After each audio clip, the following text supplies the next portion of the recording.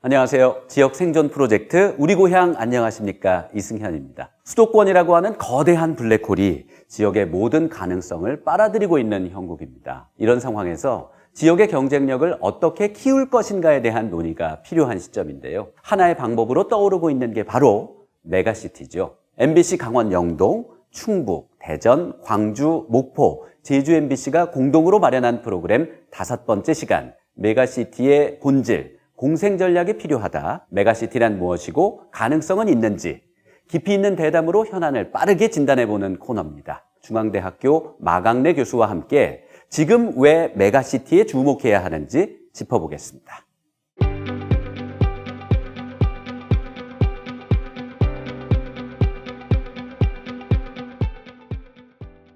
제목은 제가 봐도 굉장히 자극적이에요.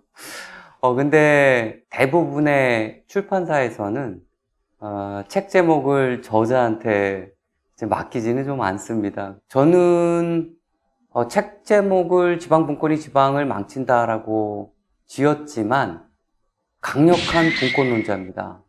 지방분권을 강력히 해야 되고 이게 지역을 활성화해야 되는 굉장히 중요한 그런 것들이다라고 생각을 하는데, 이 분권이라는 개념 자체가 굉장히 시장주의적 개념입니다. 중앙정부의 권한을 밑으로 내리는 개념이고요. 기초지자체들이 서로 경쟁을 통해서 경쟁력 있는 지자체가 더 발전하는 그런 개념이거든요.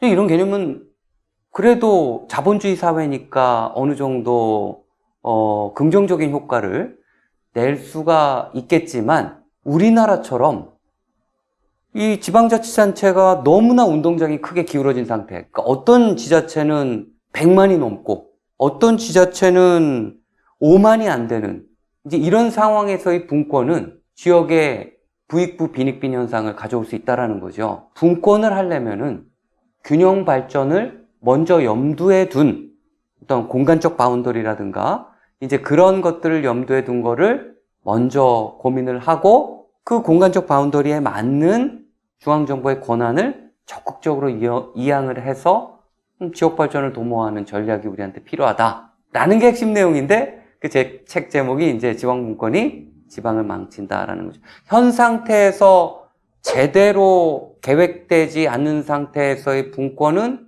지역의 격차를 더 크게 할 수 있다라는 게 핵심적인 내용이었습니다.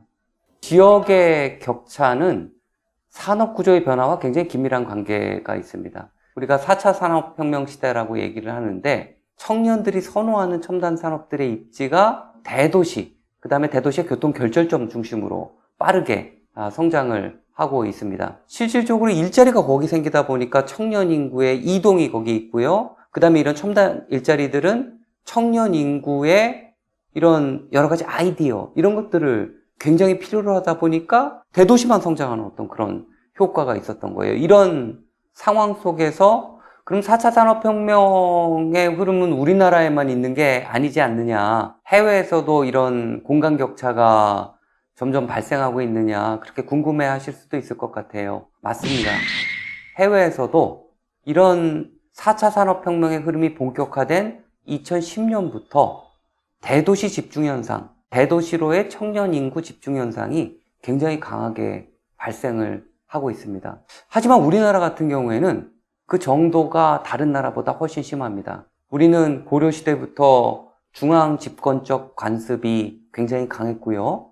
고려시대부터 관리를 중앙에서 지방으로 파견하는 어떤 그런 구조였고, 그래서 우리나라 사람들의 인식 속에서는 이 서울이라는 공간이 그 위계 속에서, 공간 위계 속에서 가장 높은 공간, 출세를 하려면 서울로 가야 되는 공간, 이제 이런 걸로 인식이 됐기 때문에 이런 중앙집권적 관습이랑 4차 산업혁명의 어떤 그런 흐름이랑 맞물리면서 다른 나라보다 이런 공간의 빈익빈 부익부 현상이 더 커지는 어떤 그런 방향으로 전개되어 왔다라는 것을 말씀을 드리고요. 저희가 통계를 보면은 2015년부터 이런 청년 인구의 유출의 흐름이 멈추지 않고 있다는 것.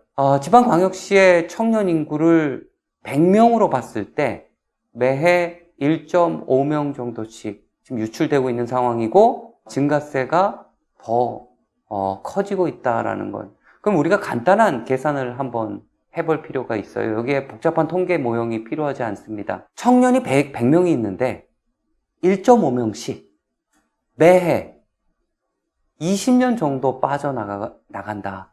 이거는 거의 산수의 문제 아닙니까? 지역이 버틸 수 있는가? 인구의 양도 문제지만 인구의 질적인 부분도 우리가 심각하게 고려를 해야지 되는 상황이 아니겠습니까? 청년 인구가 미래인데 그런 청년 인구가 이런 속도로 20년 정도 빠져나간다면 지방의 광역시도 정말 버티기 힘든 상황이 펼쳐질 거다라는 거. 지방이 어려워지면은 수도권도 사실은 버틸 수 없다.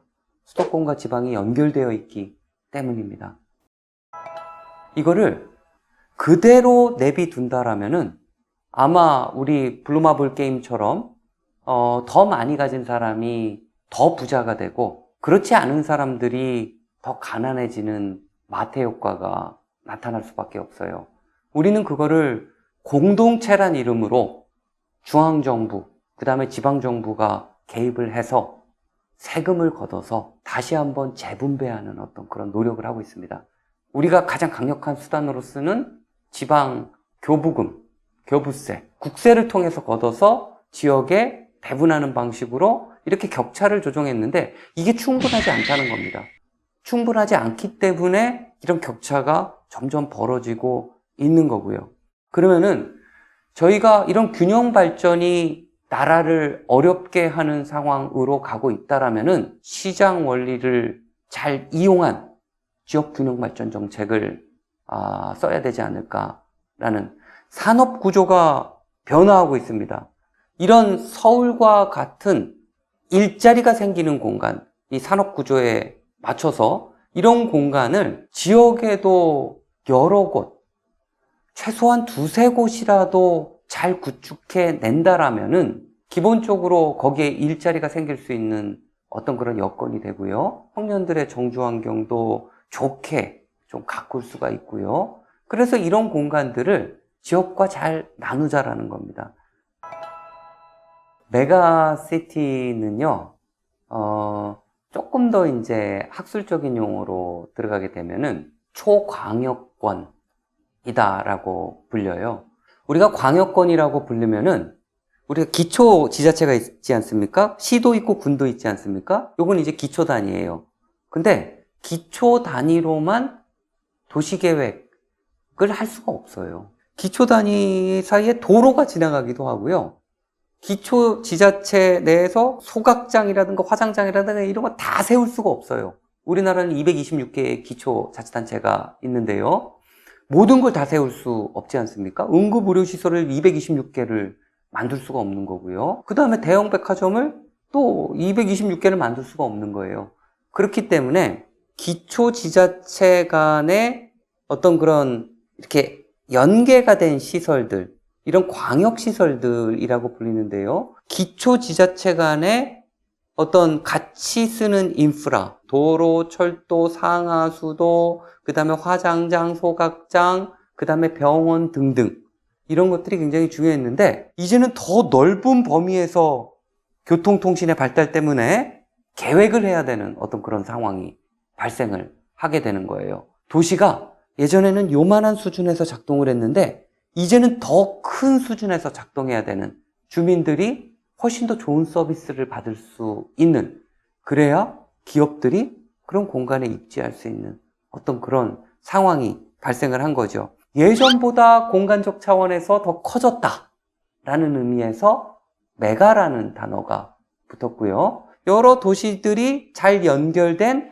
초광역권, 기존의 하나의 도시처럼 작동하는 권역, 이제 이런 것들을 우리는 이제 메가시티다라고 이제 불리는 거죠. 저희가 한번 수도권을 한번 생각해 보시면 될 것 같아요. 굉장히 많은 기초지자체들이 있지 않습니까? 서울도 25개 구가 있고요. 그 다음에 경기도도 많은 지자체들이 있죠. 근데 서울, 경기, 인천은 하나의 통으로 묶인 원시티 개념이에요. 이거를 우리는 메가시티라고 불립니다. 근데 이런 수도권이란 공간에 청년 인구들이 계속적으로 집중을 하다 보니까 외곽의 개발을 많이 했잖아요. 그렇죠? 외곽의 개발을, 공동주택을 많이 졌어요. 그리고 광역교통망을 잘 깔았어요.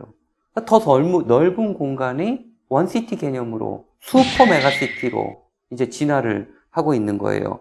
이 중에서 대표적인 거 한번 말씀을 드려보면 GTX라는 광역급행철도라는 어떤 그런 교통수단이 있는데, 이 교통수단은 일반 지하철에 비해서 3배 정도 빠른 속도를 가지고 있습니다.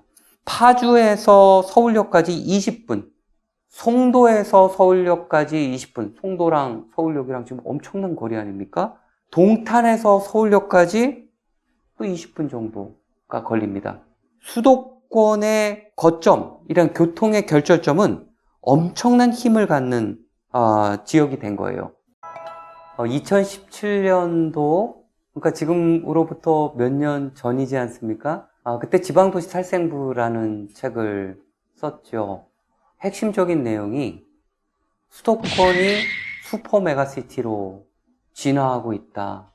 지역이 협력해서 서로 연대해서 뭔가 광역도시 계획 아니면 초광역 지역 계획을 하지 않으면은 지역이 힘들어질 거다. 그래서 그거를 조금 대중적인 표현으로 서울의 대항마를 만들어야지 된다.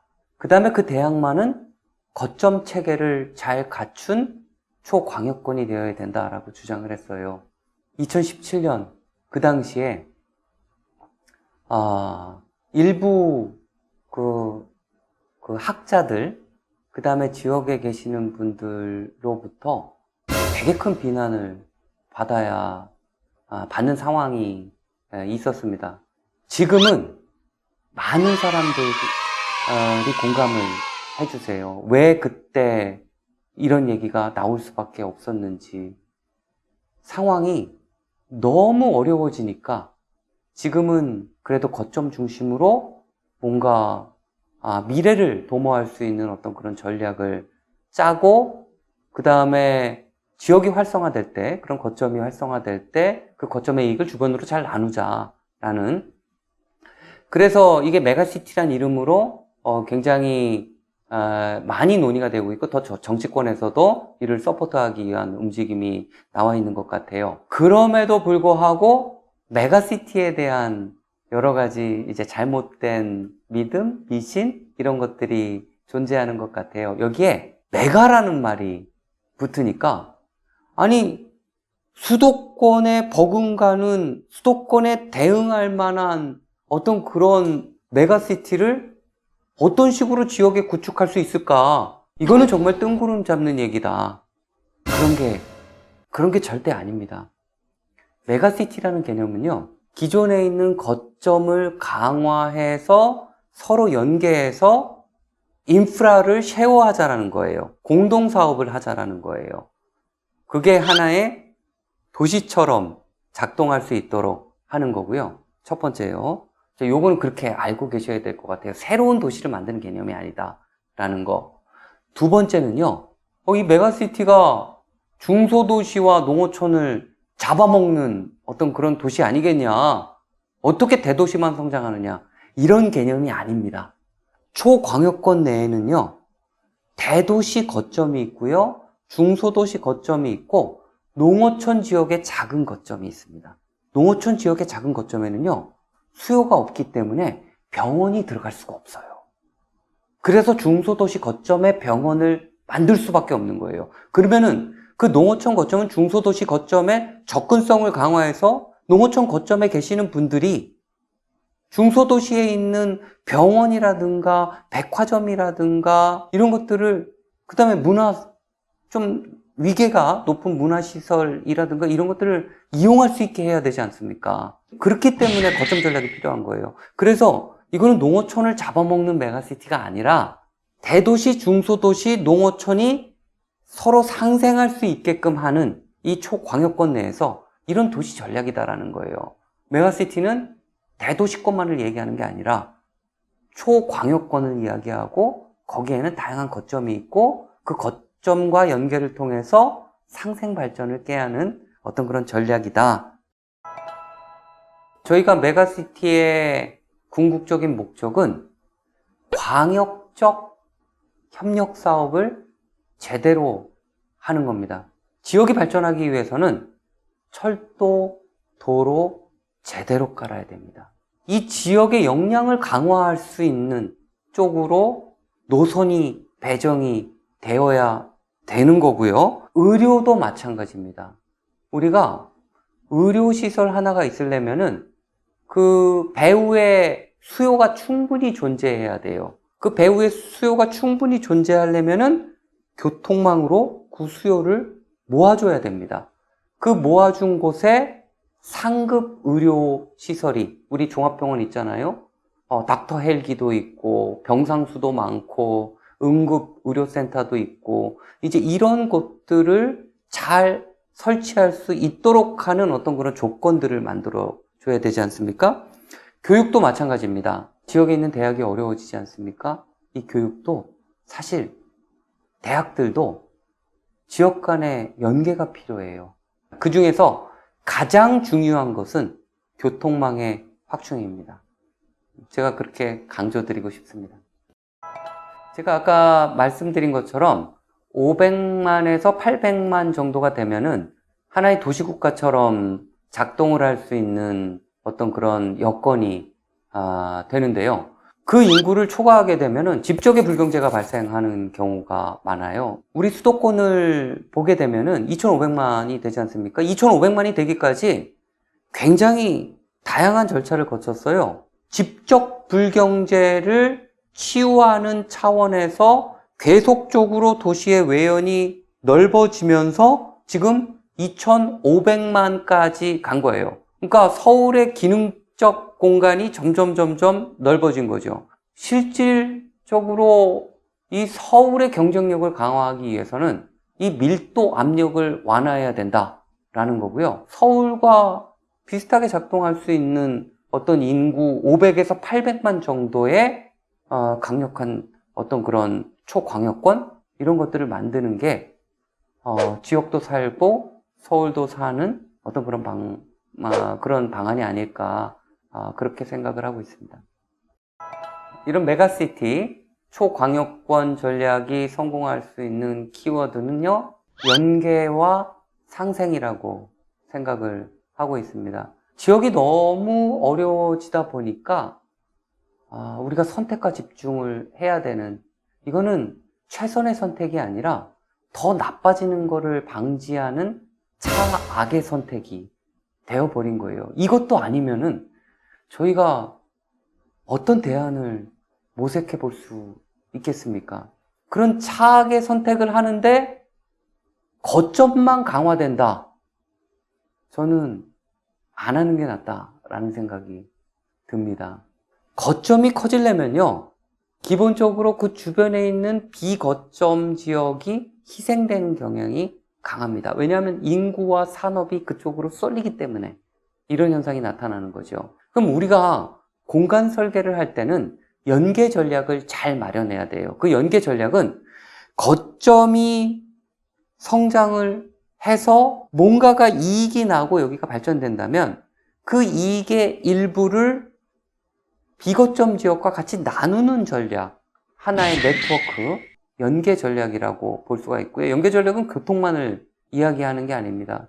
그래야 지역 전체가 상생의 구조 속에서 살아남을 수 있다라는 거죠. 그래서 저는 키워드를 연계와 상생으로 잡고 싶고요. 연계와 상생 없는 거점 전략은 저는 의미가 없다라는 생각을 갖고 있습니다. 네, 말씀 잘 들었습니다.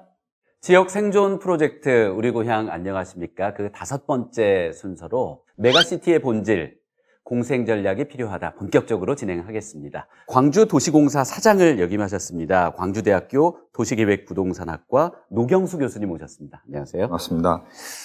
저희 지역에서도 핫 이슈인 인구 감소, 지역 소멸에 대해서 오늘 이렇게 심도 있는 논의를 할 수 있는 장에 초대해서 감사드립니다. 대전 세종연구원 공간환경연구실 여민섭 박사님 자리하셨습니다. 어서 오십시오. 반갑습니다. 저는 대전 세종연구원에서 근무하고 있고요. 대전과 세종의 정책을 발굴하고 기획하는 연구를 지원하고 있습니다. 충청권 메가시티를 또 연구하게 되어서 오늘 초대된 것 같은데요. 그 논의를 통해서 그 메가시티를 어떻게 성공적으로 만들 것인가에 대해서 잘 토론하도록 하겠습니다. 메가시티가 선거 전국에서 뜨거운 이슈로 부상하기도 했었는데요. 지금 충청권에서는 메가시티 논의가 어떻게 진행되고 있나요? 충청권은 사실 2020년 11월부터 충청권 광역생활경제권이라는 이름으로 추진을 하기 시작했습니다. 4개 지자체 단체장님들, 그리고 대전, 세종, 충북, 충남 이 단체장님들께서 추진 합의문을 작성하시면서 본격화되었는데요. 초기에는 이제 수도권의 일극 집중에 대응한 지역 현안 문제를 해결하고자 지역에서 어떤 문제를 해결하면 좋을까? 이런 문제의식 속에서 출발을 했고요. 최근에는 협력적 거버넌스 체계를 구축하고자 지방자치법 상에 특별지방자치단체를 출범시켜서 4개 지자체 간 협력 제도를 활용해서 각종 협력 사업을 추진하고 그리고 다양한 분야에 걸쳐서 지역 주민을 위해 어떤 노력을 해야 되는지 이런 부분들을 고민하고 있습니다. 네, 제도적으로 착착 순서를 밟아서 진행되고 있는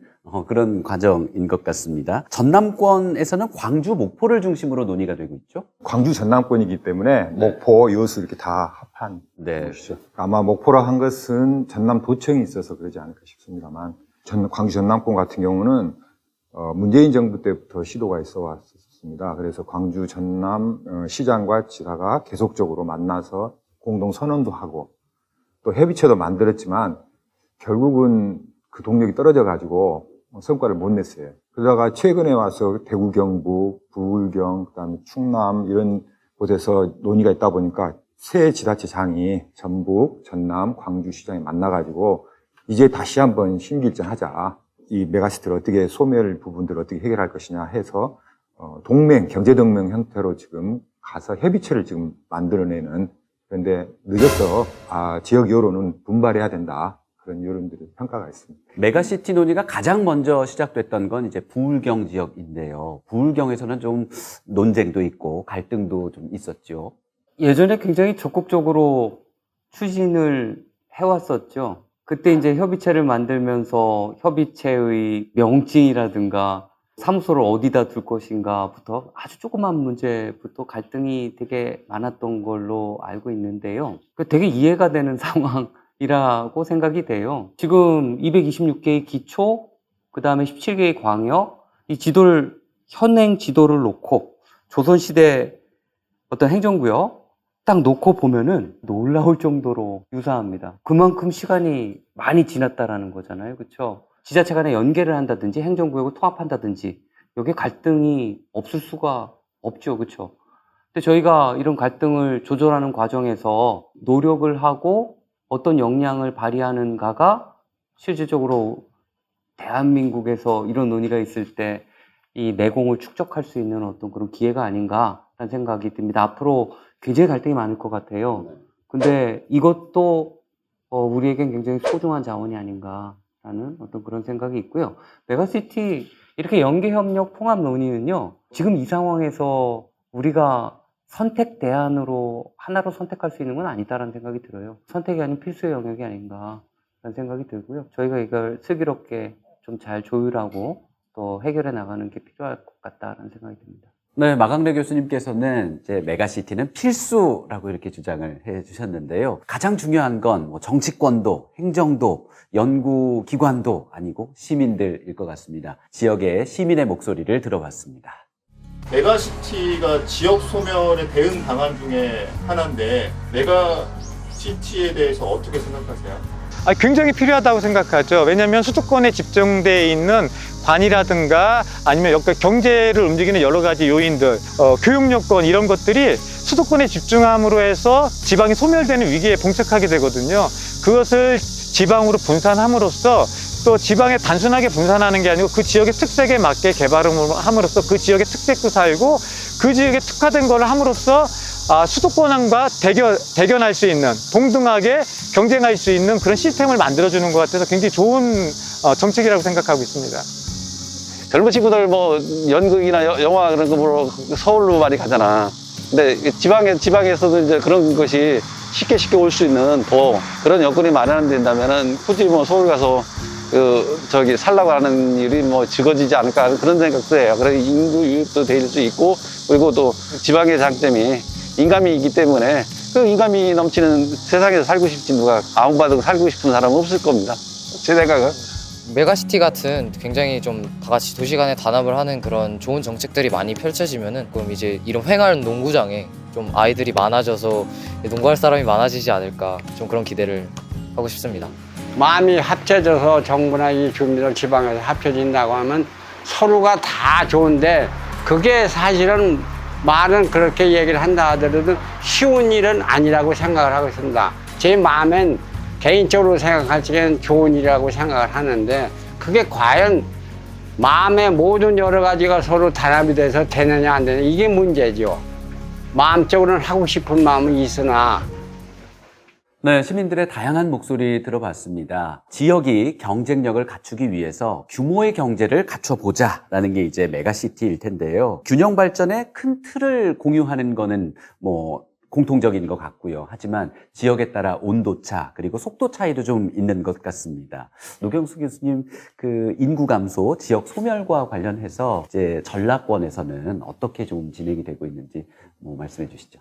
이제 호남권이라고 해야 될 것 같은데요. 전라북도가 호남권에서 좀 이제 벗어나서 4+3이라 그래가지고 특별자치도가 됐어요, 올해.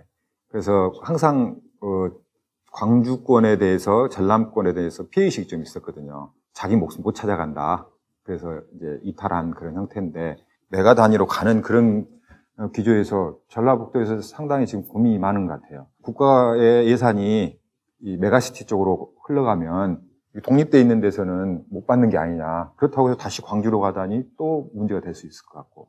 그런 문제 하나 있고, 또 하나는 새만금 부분이 있는데, 새만금 부분은 메가시티라고 붙이긴 했어요. 근데 이건 새만금 메가시티는 아닌 것 같고, 광역시급 정도로 가보고 싶다. 100만 정도, 100만은 안 됩니다. 3개가 있는데, 군산, 김제, 부안, 그 다음에 장안까지 이렇게 엮으려고 하는데, 100만은 안 돼서, 500만, 1000만을 지금 이야기하는 급하고는 좀 맞지는 않고, 이것은 광역시로, 그래서 그러니까 전라북도의 전주와 새만금, 이렇게 거점을 만들어 보겠다. 그런 취지인 것 같고요. 네. 전라남도와 그리고 전북특별자치도와 이제 좀 용어도 다르고요. 좀 접근 방식도 좀 차이가 있는 것 같습니다. 충청권은 지금 교통이 편해지면서 이제 수도권으로 좀 편입되는 것 같은 그런 느낌도 좀 있는데요. 이 메가시티 논의가 지금 어떻게 진행이 되고 있을까요? 충청권의 메가시티의 경우는 사실 당초에 광역 생활권, 경제권 요거에 대한 통합이었거든요. 생활권 환경을 좋게 해보자. 그리고 경제권, 그러니까 여러 가지 지역 전략 산업이라든지 혁신 관련 그런 부분들에 있어서 우리가 같이 해보자 이렇게 시작을 했고요. 사실 충청권이 2015년부터 상생협의회라고 해서 그 지자체가 이제 매년 정기적으로 만나서 충청권에서 어떤 거를 지역 주민을 위해서 해야 돼? 이런 것들 해왔거든요. 거기에서는 교통 인프라도 있고 미세먼지 관리도 있고 그리고 산업단지 유치도 있고 여러 가지가 있었습니다. 그런 과정을 거쳐서 2020년도에 이제 본격적으로 이렇게 같이 규모의 경제를 만들어 보고 충청권이 한 550만 정도 되거든요. 그 전체 인구의 한 5분의 1 정도 되는데요. 그런데 충청권이 좀 자신감을 가졌던 이유는 그 지역 총 생산량이 그 인구 대비 조금 높다는 겁니다. 그러니까 그리고 인재들의 경우는 석박사 인력만 해도 한 15% 이상이 충청권에 그 거주하고 있기 때문에 그런 부분들에 있어서 인구 대비 생산량도 높고 그 혁신 자원도 풍부하다. 그렇기 때문에 충청권이 뭉치면 잘할 수 있겠다. 그리고 충청권이 옛부터 연구 개발이라든지 과학 관련된 부분에 있어서 특화된 부분이 있었기 때문에 지금 4차 산업혁명 시대를 주도할 수 있는 저희의 바람은 그 선도하는 그리고 국가 균형 발전을 대표하는 그 메가시티 권역을 만들고자 하는 게 저희의 목표였습니다. 네, 좀 뭐 연민섭 박사님의 말씀 들어보면 지금 충청권은 지금 가장 빨리, 가장 체계적으로 수순을 밟아가고 있는 그런 느낌이 드는데요. 이제 이렇게 혁신이 일어나기 위해서는 그 공간에서 뭔가 필요한 요건들이 있겠죠. 노경수 교수님 또 연민섭 박사님 이야기를 들어보니까 이 지역에서의 필요성을 정말 되게 많이 느끼고 이렇게 움직임이 있는 것 같아요. 그러니까 말씀하신 내용 다 이제 공감을 하고요. 그러니까 이런 우리 지자체 간 연계 협력의 필요성의 본질은 뭐냐? 이게 청년 인구의 유출로 인한 어떤 지역 위기이지 않습니까? 그렇죠? 근데 청년 인구가 왜 유출하는가? 왜 유출되는가? 그러니까 자세히 보면은 그냥 일자리 문제인 것 같아요. 그러니까 산업은 바뀌고 이 바뀌는 과정에서 좋은 일자리는 수도권에만 생기고 그러면은 수도권에만 생기는데 지역에도 이거를 생기게 할 수 있어야 하지 않을까. 이게 아니면은 이런 그 빨림 현상, 그렇죠? 유출 현상 이거를 막기 좀 힘들지 않을까. 지역에서 이 메가시티 전략의 가장 큰 관건은 아까 이제 두 분께서 말씀해 주셨듯이 혁신성을 갖출 수 있는 어떤 그런 공간이지 않습니까? 근데 이제 우리 그 지역학에서는 그 혁신 공간의 특성을 딱 이렇게 정의를 하는 것 같아요. 첫 번째는 밀도가 높아야 된다라는 거예요. 그러니까 빽빽해야 된다라는 거예요. 두 번째는 다양성에 관련된 거예요. 그러니까 동일한 사람들이 모인 게 아니라 그냥 다양한 사람들이 어느 공간에 모여 있는, 다양한 사람들이 빽빽하게 모여 있는다 그래서 혁신이 발생하지는 않아요. 이분들이 수다를 떨어야지 되는 거죠. 다양한 사람들이 빽빽하게 모여갖고 수다를 떨 수 있는 공간, 혁신 공간이다라고 불리는데 이런 공간은 청년들이 선호하는 공간이죠. 샵이 모여 있고 문화적 체험의 기회가 있고 이런 청년들이 그런 공간을 선호하고 그런 공간 속에서 여러 가지 체험을 하고 그 체험이 청년들의 내공이 되고 실력이 되고 그런 실력 있는 인재들을 찾아서 기업이 오는 구조, 이거를 공간 속에서 어떻게 만들 수 있느냐, 뭐 이런 것 같아요. 그래서 여기에 이제 학자들이 얘기하는 되게 이렇게 딱딱한 이야기들, 혁신성, R&D, 그 다음에 어떤 의미에서 직주락, 그 직장, 그 다음에 주거, 그 다음에 락, 노는 거, 그 다음에 교육 기능의 융복합, 이제 이런 이야기들이 나오는 것 같고요. 저는 지역에서 이런 움직임이 있다라는 게 너무 바람직하고 희망이 보인다, 뭐 이제 이런 생각을 하고 있습니다. 네. 일단 일자리가 가장 중요할 거고요. 그래서 이제 생활 여건이 마련돼야 되고 경제성도 있어야 할 거고요.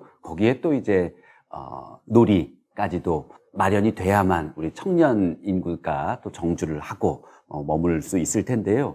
이게 메가시티라는 개념이 해외에서 온 거잖아요. 그래서 해외에서 뭐 성공 사례도 있고 또 성과를 못 낸 경우도 있을 것 같은데 그런 해외 경우를 좀 소개를 해주신다면요. 미국 같은 경우에는 그 전에 리서치 트라이앵글도 이야기했었고 실리콘밸리도 얘기했고 거기는 글로벌 경쟁력 그런 형태로 이야기하고 있고 저희 지금 이야기는 이제 지역을 생존하는 전략으로 이야기하고 있는데 미국에서 최근에 바뀐 경향이 뭐냐면은 텍사스가 뜨고 있어요.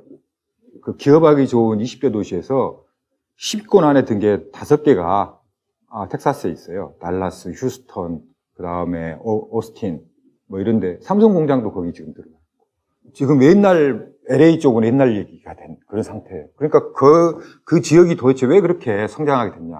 뭐 세금 감면이랄지 우수한 인력이랄지 또 슬림하게 움직이는 인재들 뭐 이런 것들이 그 지역을 날씨는 좋지 않은데 덥고 그럼에도 불구하고 세계적인 떠오르는 곳으로 메가시티로 지금 성장하고 있는. 디트로이트 같은 데는 이제 자동차 공업이 지고, 근데 이제 텍사스 쪽으로 이동을 하고, 또 실리콘밸리에서도 또 첨단 산업이 또 텍사스로 또 간다는 건데, 거기에 대해서 좀 더 부연을 해주신다면요. 지금 말씀드린 대로 기업 유치, 일자리, 괜찮은 일자리, 그 다음에 인재 양성, 역량 강화. 세 번째는 문화, 여가, 교육 이런 부분들이 같이 엮여져 있는 지역이 뜨는 지역들이겠죠. 세제 혜택이라든지 친기업적인 정책이 텍사스의 성장을 유인했다는 이런 말씀이셨고요. 이제 미주 지역뿐 아니라 유럽에서는 어떤 사례가 있을까요? 그러니까 경제적으로 제일 잘 나가는 도시, 그 다음에 수도권 중심으로 유럽에서 또 몰리고 있어요. 그래서 유럽에서는 제가 이제 두 개만 아주 간단하게 좀 설명을 드리면요. 영국 같은 경우에는 런던권의 위세가 과거 어느 때보다도 강해지고 있어요. 그러다 보니까 런던권도 이제 통으로 그레이터 런던 지역이 이게 그러니까 대런던이죠. 이게 발전하고 있지 않습니까? 인구도 거기에 흡입이 되고 산업도 발전하고 지역에서는 빨간불이 켜진 거예요. 그 지역이 여기서 또 뭉쳐야 한다. 그래갖고 영국에서는 CA라고 해가지고 Combined Authority라고 불립니다. 그게 광역연합이라고 불립니다. 그러니까 지자체 핵심 도시를 중심으로 주변에 있는 지자체가 손을 잡은 거예요. 행정구역을 통합한 게 아니라. 그래서 여기서 협의체를 만들고 어떤 협의체는 시장도 뽑고 그리고 그 시장을 뽑은 다음에 이제 같이 공동의 일을 하는 거죠. 근데 그 협의체가 하는 일은 그러니까 옥상옥으로 이거를 다 통합해가지고 하는 게 아니라 광역 업무만을 이제 담당하게 하는 어떤 그런 조직을 만든 거죠. 가장 대표적인 게 우리 한국 분들이 제일 많이 알고 있는 그 맨체스터를 중심으로 이제 이 주변 지역과 연계해가지고 이런 광역연합을 만들어서 광역행정을 하는 거죠. 교통도 같이 생각하고 철도도 그다음에 산업단지를 어떻게 할지 등등 이제 이런 전략을 짜는 게 있고요. 이런 것들이 영국에는 한 10개 내외 정도의 CA가 생기고 있다라는 거. 프랑스도 마찬가지입니다. 메트로폴이라는 광역 이제 연계 어떤 그런 지역이 자꾸 생기는 거예요. 프랑스에서는 파리권역이 이제 세지다 보니까. 근데 파리권역은 약간 좀 맥락이 다릅니다. 왜냐하면 그 도시계획 규제가 너무 강해서 그 문화유산 때문에. 그럼에도 불구하고 많이 선호하다 보니까 그 지역에서 위기의식을 느껴서 이제 이런 인프라를 공동으로 관리할 수 있는 메트로폴이라는 정책을 만들어서 이제 시행을 하고 있죠.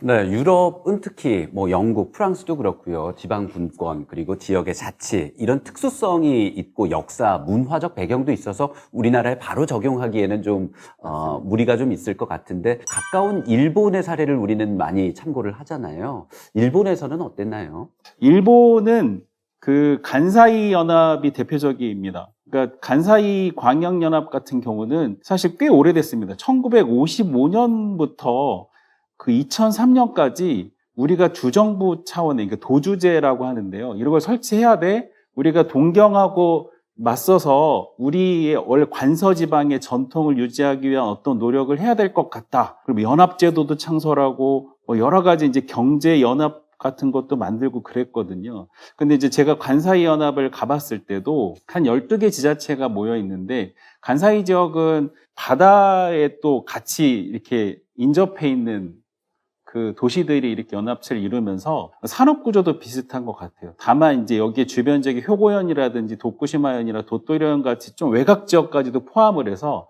뭐 오사카를 중심으로 해서 뭐 주인공이라기보다는 어떤 혁신을 선도하는 그룹들이 있고 그 주변 지역에서는 농촌 지역이지만 우리가 잘할 수 있는 것 그리고 어떻게 도시하고 어떻게 연결을 만들고 하는 것들 그리고 사실은 그 슈퍼메가 리전이라고 해서 간사이랑 또 나고야 지역하고 동경까지 이르는 신간센을 연결함으로써 타 광역권까지도 생각하는 뭐 이런 부분이 있거든요. 간사이 연합의 또 특징적인 것은 간사이 매력이라는 단어를 쓰거든요. 그러니까 우리 간사이 지방만의 매력, 교토나 나라, 전통적으로 옛날 수도였던 지역을 포함하고 있기 때문에 과거부터 현재 그리고 미래를 담는 그런 매력을 한번 담아보자 뭐 이런 노력을 하고 있습니다. 그래서 간사이가 그런 측면에서 저희 성공적인 사례라고 소개시켜 드릴 수 있고요. 그리고 간사이 지역 안에서의 축제 같은 것도 주민 참여를 유도해서 지역 주민이 우리 지역에 사는 어떤 삶의 가치를 느끼게 해주면서도 글로벌 영역에서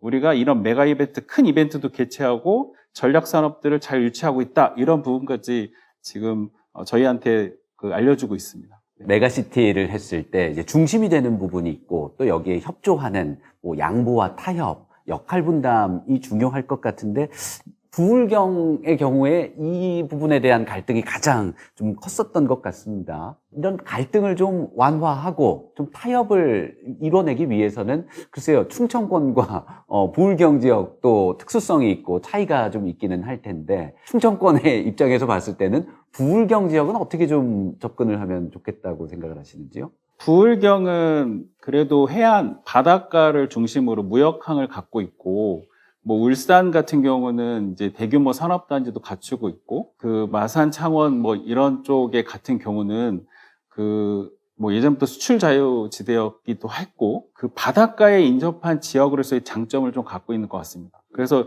이 부분이 이제 글로벌 경제권으로 나아가는데 많이 유리한 장점이 있기 때문에 이 부분들을 살리면서, 다만 그 북쪽 지역, 그러니까 여기서 이 바닷가에서 조금 소외됐다고 해요. 좀 먼 지역의 사람들을 위한, 혹은 그 구조 안에서 분업화된 그 기능 분담 체계랄까요? 이런 분들이 확실히 있어야 됩니다.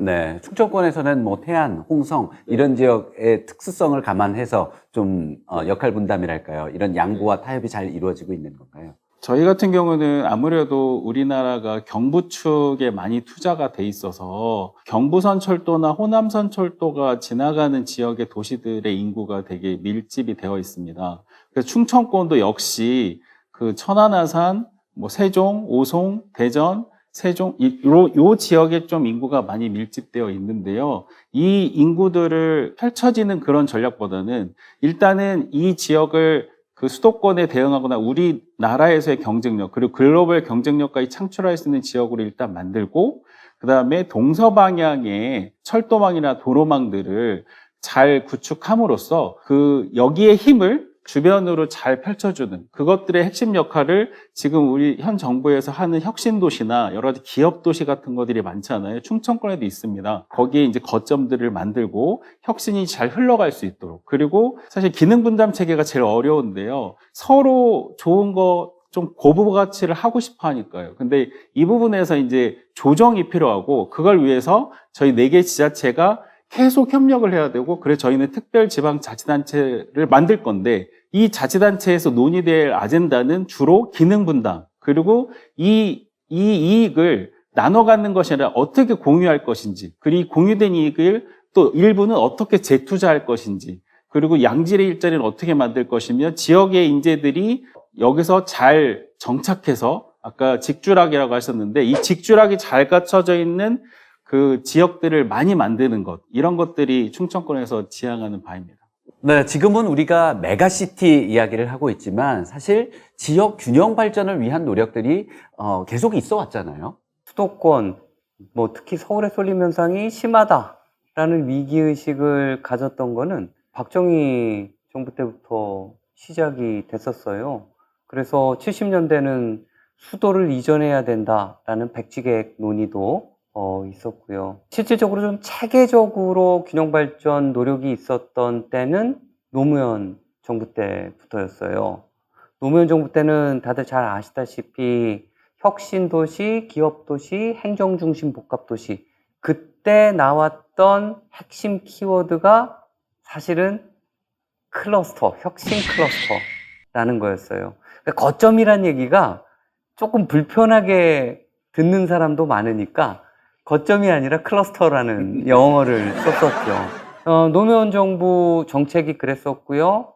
이명박 정부의 정책은 5+2 광역경제권, 그러니까 지역을 크게 본 거예요. 그래서 무슨 권 해가지고 5+2 광역경제권을 만들어서 이런 거대, 이런 광역지역, 초광역지역이 진짜 국가로서 작용할 수 있다라는 개념이 그때 처음 나왔던 거예요. 네. 그래서 다른 나라의 큰 대도시권과의 경쟁을 할 수 있다라는 게 이명박 정부의 지역정책의 대표 브랜드였다라는 거. 그 이후에 박근혜 정부에서는 이런 이명박 정부의 정책에 대해서 굉장히 비판적인 시각을 가졌습니다. 아니, 이게 너무 크다 보니까 국민들한테 체감이 안 되는 거예요. 그러니까 실질적으로 조금 더 조그만 지역에서 지역 간 연계를 통해서 뭔가 병원도 같이 쓰고 또 생활 인프라도 같이 공유할 수 있는 어떤 행복 생활권이란 정책이 나왔어요.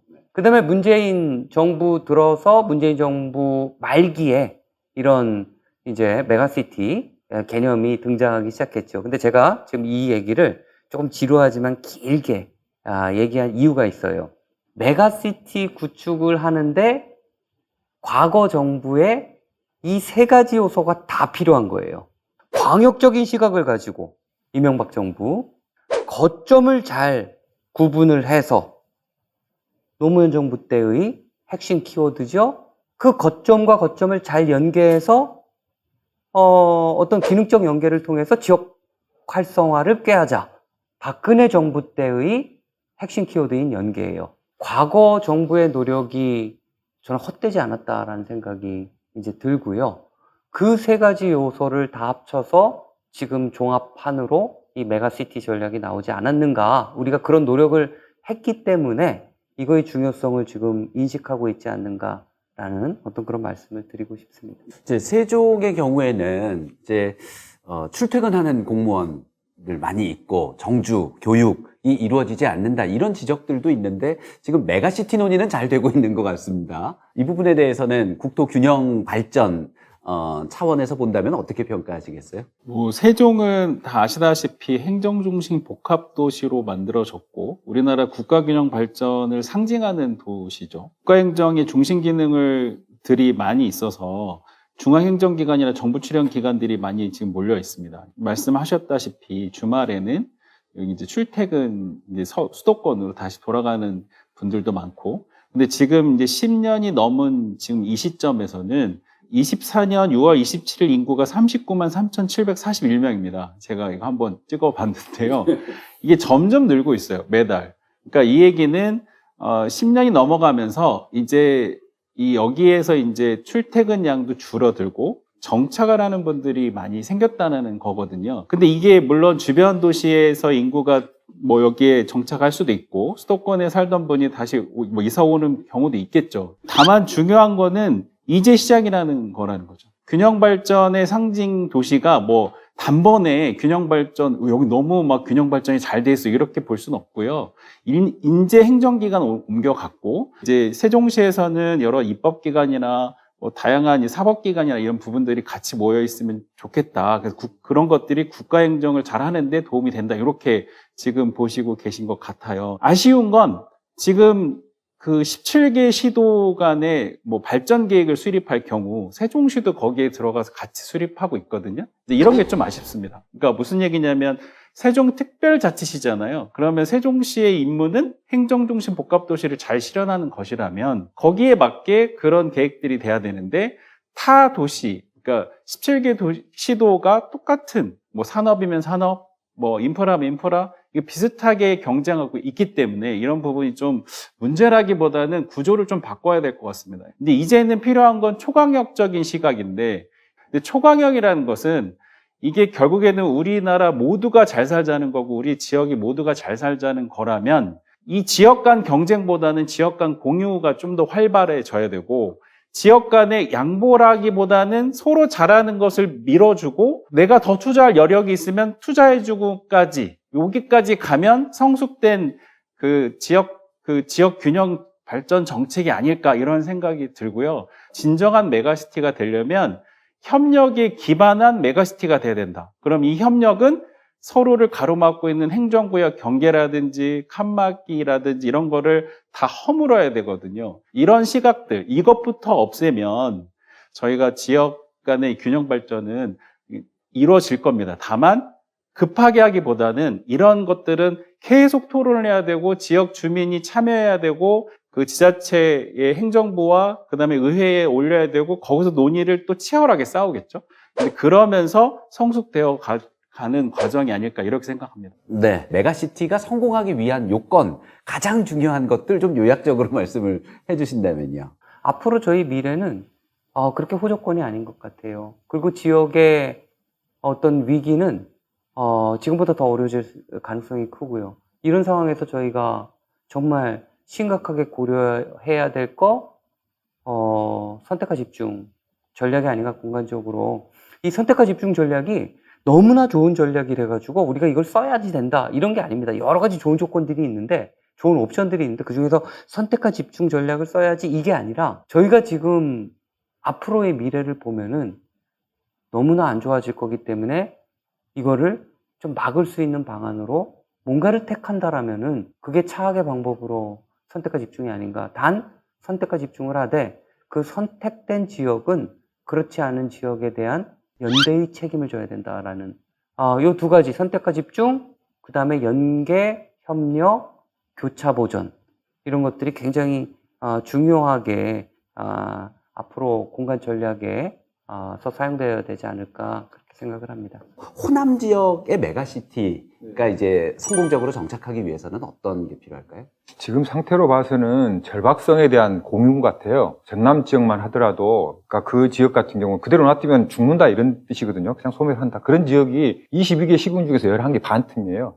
그러니까 그냥 있으면 다 죽는다 이렇게 하는 그런 인식이, 그래서 소지역주의 이런 부분이 지금 있을 수 없다. 생존의 문제에 관련돼 있다라는 부분을 서로 공유를 하는 게 가장 중요할 것 같고, 두 번째는 댐을 높이는 방법이잖아요. 인구가 지금 흘러나가는데 댐을 어떻게 높일 것인가 하는 건데 계속 나오는 얘기가 일자리하고 인재 어떻게 만들어낼 건가 하는 얘기인 것 같습니다. 광주 같은 경우는 광주형 일자리를 한번 시도를 했었어요. 그 자동차 해가지고 현대에서 글로벌 모비스라고 이렇게 만들었는데 근데 한 80%가 교체가 됐어요.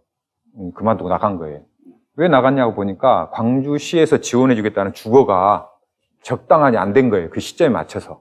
그러니까 월급은 작고 적은 월급을 보존해주는 게 베니피셜한 부분을 문화여가비를 준달지 주거비를 낮춰준다 하는데 그것이 잘 공급이 안 된 거예요. 최근에 그것 때문에 다시 또 노조가 5년 동안 안 만들게 했는데 노조가 또 형성되기 시작하고 이런 부분이 지자체하고의 관계, 기업을 유치했는데 불구하고 좀 잘 안 빌려갈 수도 있고 그렇지 않습니까? 약속대로 안 되는 부분.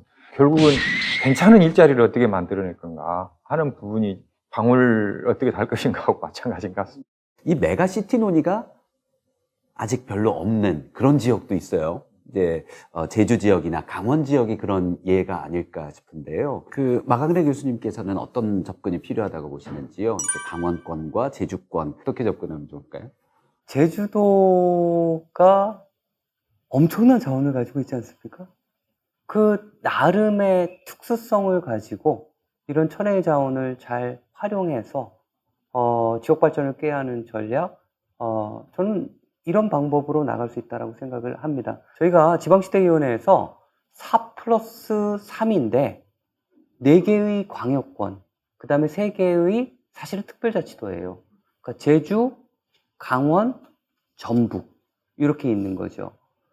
근데 모든 지역이 똑같은 성격을 가지고 발전할 필요는 없는 것 같아요. 근데 우리한테 정말 필요한 거는 이 천혜의 자원을 활용해서 정말 삶의 질이 높은 어떤 그런 지역을 잘 가꾸는 것. 제주도가 될 수도 있고요. 또 강원도가 될 수도 있는 거죠. 강원도 같은 경우에는 영동, 영서가 약간 달라요. 영서 지역 같은 경우에는, 그러니까 태백산맥의 서쪽 지역은 거의 기능적으로 수도권화 되어가고 있어요. 전철이 거기까지 이제 들어가는 거죠. 원주도 그렇고 춘천도 그렇고 수도권에 기능적으로 편입이 되어가고 있는 거죠. 그러면은 그게 하나의 거대 광역권 속에서 작동을 하는 거고요. 영동 같은 경우에는 약간은 달라요. 근데 영동은 정말 사람들이 그런 천혜의 자연적 조건 이런 것들을 굉장히 좋아합니다. 이런 것들을 잘 활용하는 어떤 그런 전략. 전북은 실제 호남권의 어떤 하나의 큰 권역으로서 들어갈지 안 들어갈지는 계속적으로 이제 논의를 통해서 지켜봐야 되는데, 저는 그 새만금 관련된 그런 거 있지 않습니까? 그게 사실 거대 사업이지 않습니까? 이런 거를 통해서 전북만의 어떤 성격을 가지고 특별자치도로서 조금 더 색다른 지역으로 좀 발전했으면 좋겠다라는 어떤 그런 바람을 가지고 있습니다. 자, 그럼 이제는 정리를 해보겠습니다. 우리 인구 감소 시대에 메가시티를 해법으로 한번 논의를 해봤는데요. 이제 좀 정리를 좀 해주시죠. 먼저 노경수 교수님. 네. 뭐 여러 가지 이야기를 했었는데 특히나 이 메가시티가 지역의 소멸 이런 부분에 대해서 중요한 대안이다. 이런 논의에 대해서 충분히 공감이 갑니다. 그렇지만 그 안에 어떻게 채워갈 것인가, 예를 들면 행정을 어떻게 통합할 것인가, 통합 대신에 특별지방자치단체로 갈 것인가, 아니면 경제공동체로 갈 것인가, 이런 여러 가지 대안들을 갖고 지역에서 충분히 논의가 돼야 할 것 같고, 그중에서 빠뜨릴 수 없는 것이 중앙정부의 전폭적인 지원, 시장의 흐름을 바꿀 수 있는 그런 중앙정부의 역할이 못지않게 중요하다. 네. 여민석 박사님께서는 어떻게 정리를 해주실까요? 메가시티 논의할 때 그 메가시티라는 단어 때문에 거대 도시 권역 이렇게 생각하시고, 사실 우리나라에서 메가시티는 수도권 외에는 그 규모가 해당되지 않습니다. 근데 저는 어떻게 생각하냐면 이 메가시티를 수도권의 뭐 규모상으로는 학술적으로는 그럴 수 있다 치지만 코리아 자체, 우리나라 자체가 메가시티라고 보면 어떨까 이런 생각이 드는데, 메가시티 안에 메가시티를 만들자는 얘기는 아니고 우리나라를 큰 메가시티로 봤을 때 글로벌 경쟁력을 갖추기 위한 건 무엇이 필요한지를 잘 생각해 보면 지금 현재 K컬처가 뜨고 있죠. K라는 단어가 들어가서 전 세계적으로 K방역, K 이렇게 많이 되고 있는데 여기까지는 좋습니다. 그런데 K라는 단어가 지역으로 들어올 때, 로컬이라고 들어올 때는 조금 다른 얘기인 것 같아요. 지역마다 이게 다 같이 똑같이 하려는 게 좀 문제라고 보는데, 저희가 다 같이 같은 옷을 입을 필요는 없잖아요. 그러니까 강원이나 제주나 충청도나 뭐 전라도나 경상도의 매력이 다 있는데 이 매력을 너무 보지 못하는 것 아닌가 이런 생각이 듭니다. 물론 대외적으로 봤을 때 우리가 항상 왜 이것만 해야 돼? 이럴 수도 있습니다. 그런데 어쩌면 이것을 잘하기 때문에 우리 지역이 특화가 될 수 있어. 이렇게도 생각할 수 있다고 봅니다. 그렇다면 대내적으로 잘할 수 있는 거, 그리고 잘 못하는 것도 잘 이게 알아둬야 되고요. 대외적으로 봤을 때 우리 지역을 어떻게 생각하지? 그럼 우리 지역이 뭐가 부족하고 이런 부분들에 대한 현재의 위치를 잘 파악하고 있어야 되고, 제 친구가 그럽니다. K컬처 유명한데 충청도 가면 무슨 컬처 있어?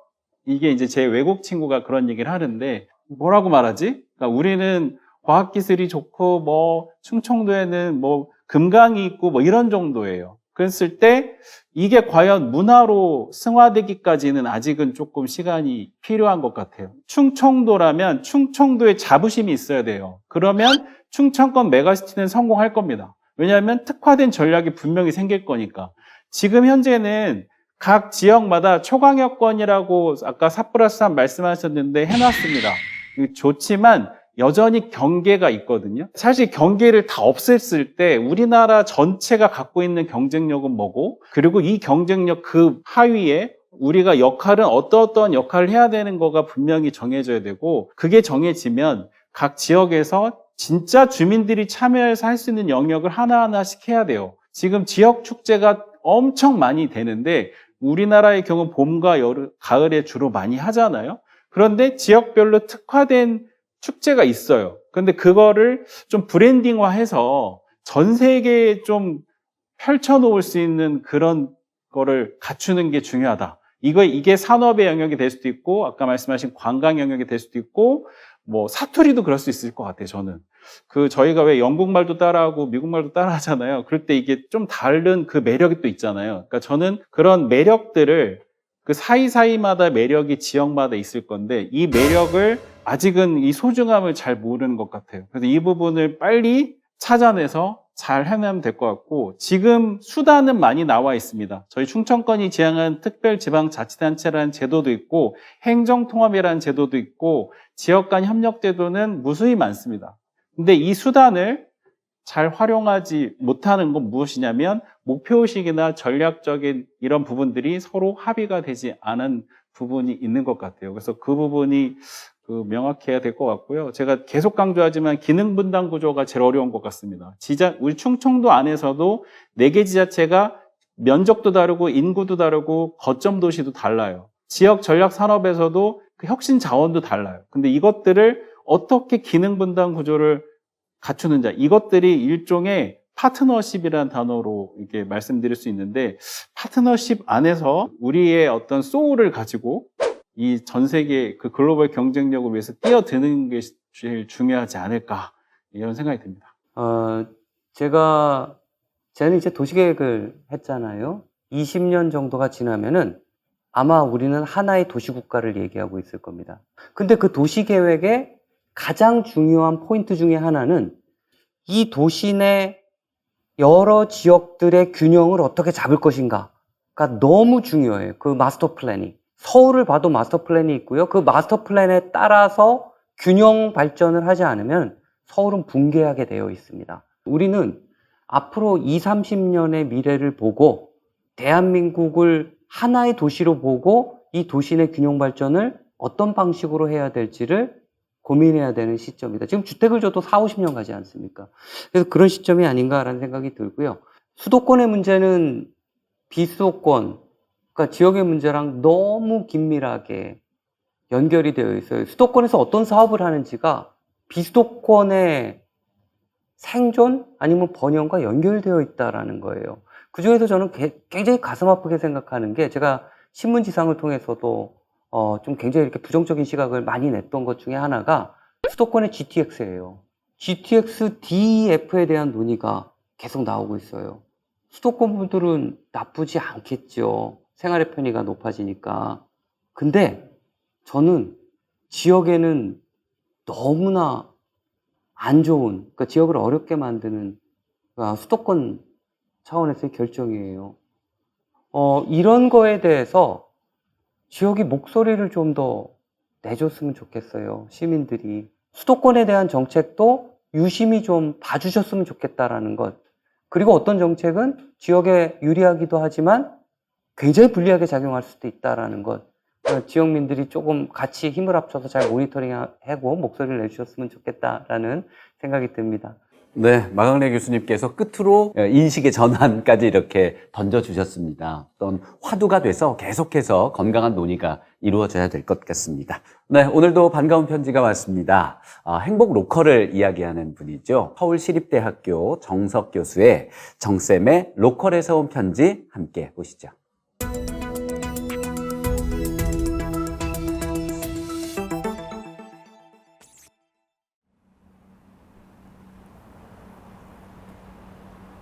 정쌤의 로컬에서 온 편지, 서울시립대 정석입니다. 메가시티 논란이 뜨겁습니다. 메가시티에 관한 논의는 둘로 나뉩니다. 하나는 서울과 김포, 구리, 고양 등 주변 도시들을 합해 서울 메가시티를 만들자는 주장입니다. 서울 메가시티 주장은 시대착오적 발상이라고 저는 생각합니다. 지금 대한민국이 앓고 있는 많은 문제들의 근본 원인은 수도권 인구 집중에서 비롯됩니다. 수도권 인구 집중의 핵은 서울입니다. 1950년대 중반 서울 인구는 157만 명이었는데 15년 뒤 1970년에 500만을 넘겼고 다시 20년 뒤 1990년에 서울 인구는 1000만 명을 돌파했습니다. 다행히 그 뒤 서울 인구는 조금씩 줄어 지금 900만 명대를 유지하고 있고 지금은 경기도 인구가 서울 인구보다 더 많습니다. 이런 상황에서 서울과 주변 도시들을 합쳐 메가시티를 만든다면 서울은 수도권의 강력한 핵이 되어 인구가 더욱 늘고 비수도권 인구까지 빨아들이는 블랙홀이 될 것입니다. 이런 이유로 저는 서울 메가시티 주장에 반대합니다. 또 하나의 메가시티 논란은 비수도권 메가시티에 관한 것입니다. 부산, 울산, 경남을 합친 부울경 메가시티, 대전, 세종, 충남북 메가시티, 광주, 전남 메가시티 등 여러 주장들이 제기되고 있습니다. 서울, 경기, 인천 수도권에 맞서려면 비수도권도 뭉쳐야 한다는 게 메가시티 주장의 배경입니다. 비수도권의 대도시와 주변 지역을 통합해 덩치를 키우고 경쟁력을 키우자는 주장입니다. 필요해 보이고 타당한 측면도 있지만 걱정되는 면도 많습니다. 첫째는 행정구역 통합에 많은 갈등이 뒤따르고 비용도 많이 들어간다는 점입니다. 많은 갈등을 겪으며 춘천시와 춘성군, 청주시와 청원군이 통합되었고 마산, 창원, 진해도 창원시로 통합되었죠. 그런데 이런 행정구역 통합이 이전에 비해 긍정적 효과를 가져왔다는 연구 결과는 별로 없습니다. 또 하나의 우려는 메가시티 통합 뒤에 대도시로의 쏠림이 더 강화될 수 있다는 점입니다. 정책과 정책을 시행하기 위한 실현 수단은 구분해서 봐야 합니다. 어떤 정책을 시행하는 수단에는 여러 대안들이 있으므로 다양한 대안들을 비교 검토하고 그 중에서 가장 좋은 대안을 찾아야 합니다. 메가시티는 국가 균형 발전이라는 정책을 시행하는 하나의 실현 수단입니다. 이것만이 유일한 수단이라면 모를까? 그게 아니라면 다른 해법들도 찾아보고 최상의 대안을 선택해야 합니다. 첫 번째 편지에서 저는 노무현 정부가 공공기관을 지방에 이전한 정책은 옳았지만 그 실현 수단으로 비수도권 지역의 혁신도시, 기업도시 같은 신도시 20여 곳을 동시다발적으로 건설한 게 실책이었다고 지적한 바 있습니다. 공공기관을 지방에 이전하는 방법에는 신도시 건설 외에 다른 대안도 있었습니다. 텅텅 비어있는 지방도시 원도심으로 이전했다면 기반시설이 두루 갖추어진 곳에서 공무원들이 초기에 불편 없이 일할 수 있었을 것입니다. 전국적으로 동시에 풀린 엄청난 금액의 토지 수용 보상금이 부동산 투기에 몰려 가격을 끌어올리는 일도 막을 수 있었을 것입니다. 공공기관이라는 새로운 피를 수혈받은 기존 도시들의 도시 재생에도 큰 힘이 되어주었을 것입니다. 비수도권 지역을 살리는 방법으로 메가시티 말고도 다른 대안이 있습니다. 소도시 연합입니다. 행정구역을 통합하지 않고 유지하되 서로 연결하고 연합해 하나의 생활권, 하나의 경제권을 만드는 것입니다. 가장 우선적으로 대중교통 연결부터 시작해야 합니다. 지난번 편지에서 말씀드렸던 지리산 BRT, 전북 BRT처럼 인접한 시군을 자가용보다 빨리 오갈 수 있는 지역 간 대중교통을 혁신해야 합니다. 비수도권 소도시들의 문제는 수도권의 사람과 에너지를 다 뺏기고 인근 소도시끼리 서로 뺏고 뺏기는 제로섬 게임을 하는 데 있습니다. 소도시연합은 이런 판을 근본적으로 바꾸자는 것입니다. 서로 연결하고 연대해서 하나의 도시처럼 서로가 가진 장점을 공유하고 단점을 보완하는 상생협력의 윈윈 게임으로 전환하자는 것입니다. 심각한 불균형 문제를 앓고 있는 대한민국을 치유하는 방법으로 많은 대안들이 있을 겁니다. 메가시티가 하나의 해법이 될 수도 있겠지만 메가시티보다 더 좋은 해법이 있다면 함께 생각해 봐야 합니다. 메가시티가 좋은 해법일지 소도시 연합이 좋은 해법일지 한번 생각해 보시기 바랍니다. 정쌤의 로컬에서 온 5번째 편지였습니다. 네, 메가시티에 대한 논의가 뜨겁습니다. 가장 중요한 것은 어느 누구도 소외되지 않고 공생과 상생의 노력을 하는 것이 아닐까 생각해 봅니다. 네, 지역 MBC 6개사가 함께한 지역 생존 프로젝트 우리 고향 안녕하십니까? 오늘 이 시간은 여기서 마무리하고요. 다음 시간 예고하겠습니다. 다음 시간에는 인구 소멸의 위기, 이민 정책도 대안이다 라는 주제로 다시 찾아뵙겠습니다. 함께해 주신 여러분 고맙습니다.